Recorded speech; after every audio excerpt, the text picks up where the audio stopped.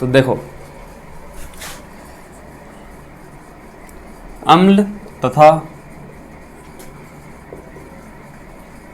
क्षार की प्रबलता। देखो, तो इसमें अपन सबसे पहले पढ़ेंगे ऐसी युक्ति जिसे हम पता लगाएंगे अम्ल प्रबल अम्ल कौन से होते हैं, क्षार प्रबल दुर्बल अम्ल कौन से होते हैं। ठीक है, देखो, तो सबसे पहले ये पढ़ लेंगे प्रबल अम्ल होते क्या हैं, दुर्बल अम्ल क्या होते हैं, प्रबल क्षार क्या होते हैं और दुर्बल क्षार क्या होते हैं। इससे पहले अपन को एक चीज़ और पढ़नी पड़ेगी, तनुकरण। तो इससे ये हेडिंग नहीं लगाई ना, इससे पहले लिखो तनुकरण। तनुकरण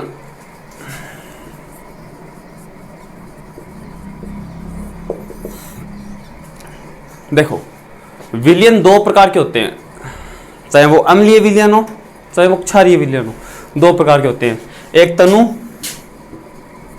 एक सांद्र। देखो होता क्या है इन दोनों में, जैसे मैंने पानी में 10 ग्राम चीनी घोल दी, ठीक है, तो वो चीनी का तनु विलयन है। और अगर उसी 10 ग्राम की मैंने 100 ग्राम चीनी घोल दी तो उस पानी में चीनी की मात्रा अधिक है ना, ठीक है, तो वो सांद्र विलयन है। तो तनु और सांद्र का मतलब समझ गए ना। तनु का मतलब विलयन में वो जो जल है उसमें जो आपने अम्ल क्षार जो भी घोला है वो कम मात्रा में है, और सांद्र का मतलब अधिक मात्रा में है। ठीक है, तो ये है तनु और सांद्र। तो हम ना सांद्र अम्ल को इतना आसानी से यूज नहीं करते, कर भी नहीं सकते। ठीक है, तो हमको किसी अम्ल को तनु करना है तो हम क्या करेंगे, उस अम्ल में को पानी में मिला देंगे, तो इससे वो अम्ल है वो तनु हो जाएगा। अब तनु अम्ल का इसका अगर साइंस के डेफिनेशन देखें एक, तो कोई भी विलयन है, ठीक है, उसका प्रति एकांक आयतन ले लो आप। आयतन समझ गए, जैसे आपके कोक वाली जो बोतल आती है 2.5 लीटर 2 लीटर ऐसे बोलते हो, तो वो 2 लीटर क्या है उसकी आयतन है उसका। ठीक है, तो एक एकांक आयतन में, तो प्रति एकांक आयतन में, प्रति एकांक आयतन में, अब देखो एकांक आयतन में अगर अम्ल है तो अम्ल में कौन से आयन होते हैं, H+, और क्षार है तो उसमें कौन से आयन होते हैं, OH-। तो अगर हम जल में अम्ल या क्षार को मिला देंगे तो प्रति एकांक आयतन में उपस्थित H+ या OH- आयन की सांद्रता कम हो जाएगी।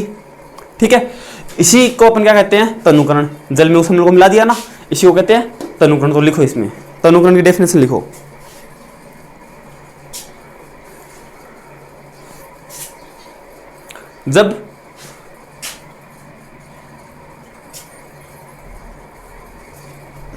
जब जल में अम्ल या क्षार को घोल दिया जाता है, जब जल में अम्ल या क्षार को घोल दिया जाता है,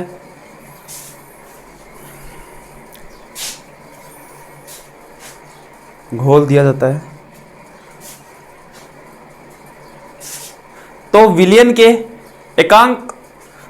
प्रति एकांक आयतन में, तो विलयन के प्रति एकांक आयतन में, तो विलयन के प्रति एकांक आयतन में उपस्थित, प्रति एकांक आयतन में उपस्थित H+ या OH-, प्रति एकांक आयतन में उपस्थित H+ या OH-,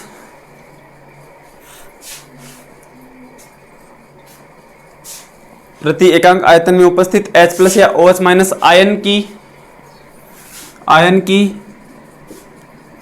आयनों की लिख दो, आयनों की संख्या में कमी आती है, संख्या में कमी आती है। इसे अम्ल अथवा क्षार का तनुकरण कहते हैं, इसे अम्ल अथवा क्षार का तनुकरण कहते हैं, इसे अम्ल अथवा क्षार का तनुकरण कहते हैं। तथा इस विलयन को तनु विलयन कहते हैं, तथा इस विलयन को तनु विलयन कहते हैं।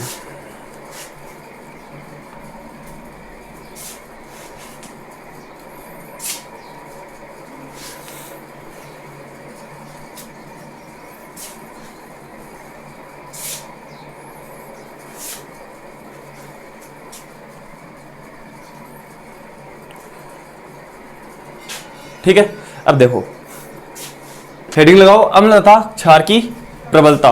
तो प्रबलता का मतलब है कि कोई अम्ल है तो कुछ अम्ल अधिक H प्लस आयन का त्याग करते हैं, कुछ अम्ल कम त्याग करते हैं। ठीक है, उस आधार पे उनकी प्रबलता और दुर्बलता डिसाइड होती है। जैसे मैंने दो अलग अलग अम्ल ले लिए, ठीक है, दोनों की मैंने वॉल्यूम सेम है, आयतन सेम है दोनों का। ठीक है, दोनों का आयतन दोनों का सेम है। ठीक है, तो अब सेम आयतन में क्या दोनों अम्ल के जो विलयन है उनमें H प्लस आयन इक्वल होंगे? नहीं होंगे। तो जिसमें H प्लस आयन अधिक होंगे वो तो प्रबल अम्ल हो गया, और जिसमें H प्लस आयन कम होंगे वो दुर्बल अम्ल हो गया। ठीक है, तो अम्ल तथा क्षार की प्रबलता में प्रबलता और दुर्बलता क्या होती है कि आपने दो अम्ल लिए, ठीक है, उन दोनों अम्ल का विलयन है, उन दोनों विलयन में आपने दोनों का समान आयतन में लिया है विलयन, दोनों समान आयतन में 1-1 लीटर मान लो, 1 लीटर इस अम्ल का विलयन है, 1 लीटर इसी अम्ल का विलयन है। ठीक है, अब अगर इन दोनों अम्ल में देखूं मैं तो क्या दोनों अम्ल में H प्लस आयन की संख्या समान होगी? अलग होगी, ऑब्वियस सी बात है। तो उन दोनों अम्ल में जिस अम्ल में 1 लीटर विलयन में H प्लस आयनों की संख्या अधिक है वो तो प्रबल हो गया, और जिसमें H प्लस आयनों की संख्या कम है वो दुर्बल। तो अम्ल का मतलब ही क्या है? जो H प्लस आयन का त्याग करते हैं। तो H प्लस का त्याग करने का मतलब जो जितना H प्लस का त्याग करेगा वो उतना प्रबल, ठीक है, और जो जितना कम H प्लस का त्याग करेगा वो उतना दुर्बल। ठीक है, तो अब आपको परिभाषा कोई पूछता नहीं है प्रबल अम्ल और प्रबल क्षार की। ठीक है, लिख लो बस क्या होते हैं। तो प्रबल अम्ल वो होते हैं जो अधिक H प्लस आयन का त्याग करते हैं। ठीक है,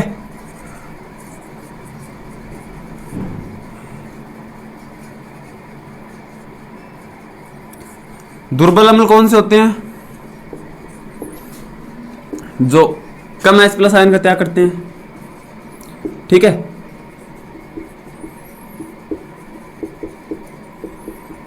फिर प्रबल क्षार कौन से होते हैं और दुर्बल क्षार कौन से होते हैं? ठीक है, तो जो अधिक OH माइनस का त्याग करते हैं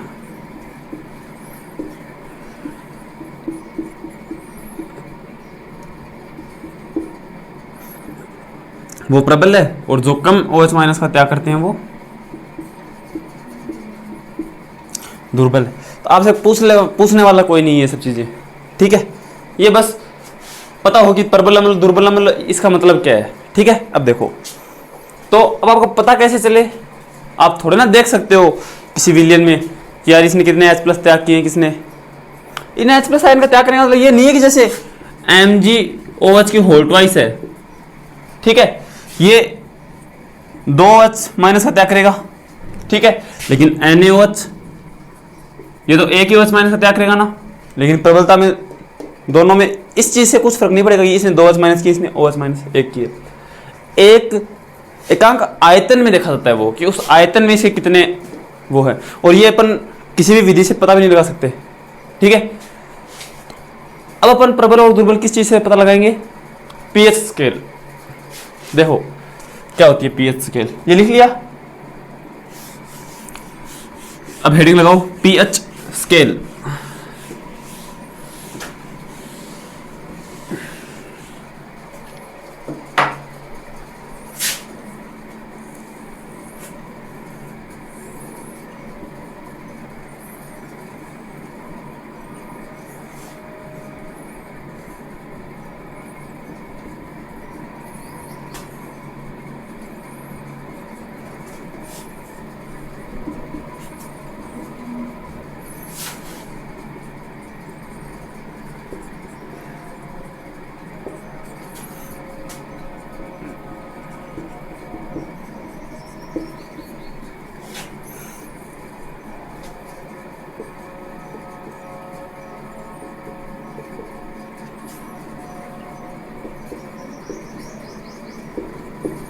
देखो एक स्केल होती है, ठीक है, स्केल में 0 से लेके 14 तक नंबर्स होते हैं, ठीक है। तो इससे क्या होता है कि ये आपको जब भी इसमें एसिड या क्षार आप चेक करोगे ना, तो ये आपको कोई ना कोई नंबर देगा कि इसकी पीएच इतनी है, और उस पीएच से आप डिसाइड करोगे ये अम्ल है, क्षार है या क्या है, ठीक है। और उसी पीएच से आपको पता चलेगा ये प्रबल अम्ल है या फिर प्रबल क्षार है, दुर्बल अम्ल या दुर्बल क्षार है। तो ये सारा खेल पीएच का ही है, ये है एक पीएच स्केल, ठीक है। अगर ये तो पीएच स्केल में अगर आपकी रीडिंग 7 आ रही है तो इसका मतलब उदासीन है, ठीक है। अगर रीडिंग 7 आ रही है तो उदासीन है। 7 से लेकर 14 के इस साइड का मतलब है कि ये क्षारीय प्रकृति का है, ठीक है। और 0 से लेकर 7 के बीच में अगर पीएच है तो इसका मतलब क्या है, अम्लीय प्रकृति का है, ठीक है। तो 0 से लेकर 7 तक की जो काउंटिंग है वो तो इसमें अम्लीय गुणों को प्रदर्शित करती है, और 7 से लेकर 14 तक की जो रीडिंग है वो इसमें क्षारीय गुणों को प्रदर्शित करती है, ठीक है। अब देखो अगर किसी विलयन की पीएच 0 से 7 के बीच में है, इसका मतलब वो कैसा होगा, अम्लीय। तो अगर 0 से 7 है तो अम्लीय विलयन होगा, अगर 7 है तो उदासीन, तो उदासीन विलयन होगा। और अगर 7 से लेके 14 के बीच है तो क्षारीय विलयन होगा।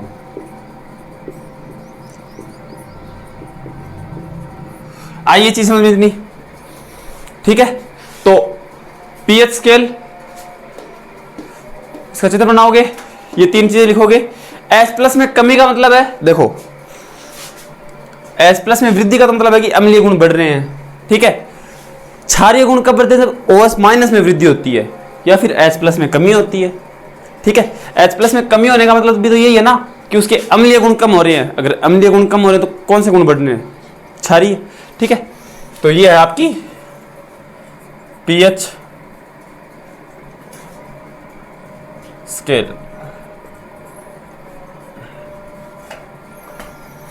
लिखो पीएच स्केल लिखो और ये पूरा बनाओ। देखो तो आपने पीएच स्केल के बारे में पढ़ लिया, ठीक है। तो पीएच स्केल का काम क्या है कि किसी भी विलयन की अम्लीयता या क्षारकता को बताता है।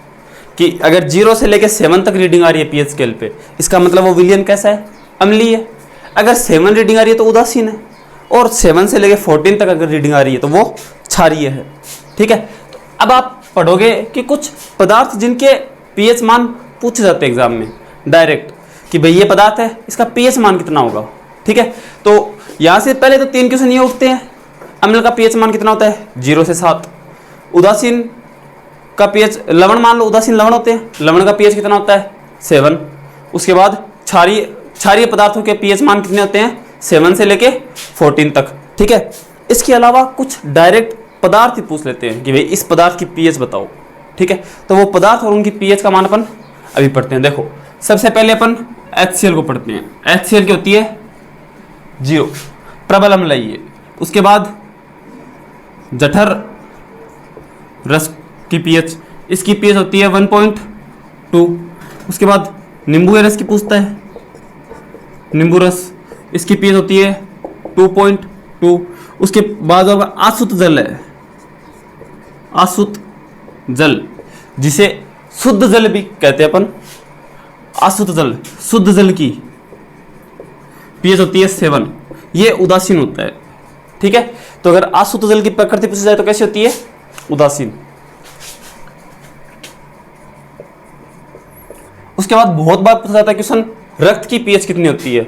ये आपके 10th में भी पूछा जाता है और कंपटीशन एग्जाम में बहुत बार पूछा जाता है ये क्वेश्चन कि रक्त की पीएच कितनी होती है। रक्त की पीएच होती है 7.4, ठीक है। उसके बाद मिल्क ऑफ मैग्नीशिया, MgOH की होल ट्वाइस, क्या कहते हैं इसे, मिल्क ऑफ मैग्नीशिया। इसकी पीएच होती है 10। और इसके बाद NaOH, सोडियम हाइड्रोक्साइड, ये प्रबल क्षार होता है। तो प्रबल क्षार की पीएच कितनी होगी, 14, ठीक है। तो ये कुछ पदार्थ और उनकी पीएच मान, ये डायरेक्ट 1 नंबर का क्वेश्चन पूछा जाता है, ठीक है।